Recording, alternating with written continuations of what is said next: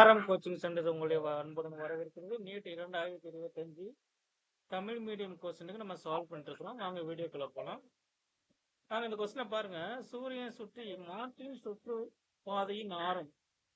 சூரியனை சுற்றி ஒரு சுற்றுப்பாதை இருக்கு.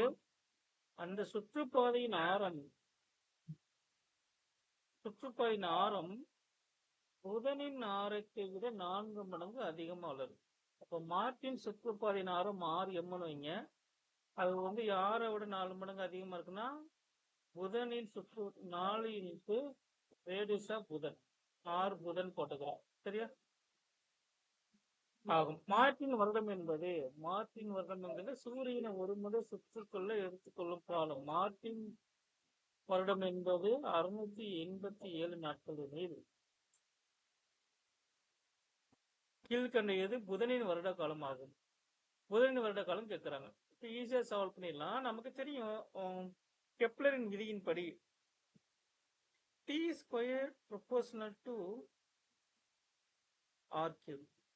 இப்ப நம்ம மார்ட்டின் கிரகத்தின் ஒரு வருடம் TMன்னு வச்சுக்கிறேன், RM கீழ்.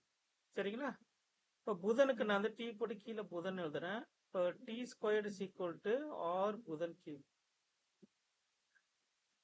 இப்ப நமக்கு 2 ஈக்குவேஷன் வந்துருச்சு. நமக்கு புதனின் காலம் தானே வேணும்.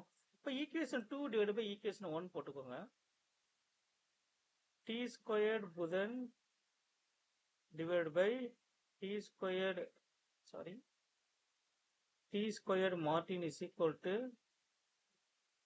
R புதன் கியூப் டிவைட் பை R மார்ட்டினின் வட்டப்பாதையின் ஆரம் 4 இன்ட்டு R புதன் the whole cube. R cube cancel ஆயிரும். 1/4 cube இருக்கும். 4 cube என்கிறது 64. லெஃப்ட் ஹேண்ட் சைடு என்ன இருக்கு? T புதன்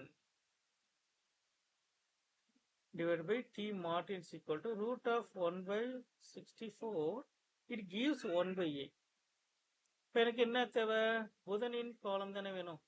இப்போ புதனின் காலம் is equal to மார்ட்டினின் காலம் by 8. மார்ட்டினின் காலம் எவ்வளோ? 687 நாட்கள் by 8. It gives 687 by 8. 8 8 64, பாக்கி 4 47, 8 40. ஸோ 85 நாட்கள். தோராயமாக 85 நாட்கள். இப்போ சரியான விடை 85. க்ளோசஸ்டான இருக்கு. 88 இருக்கா? 4.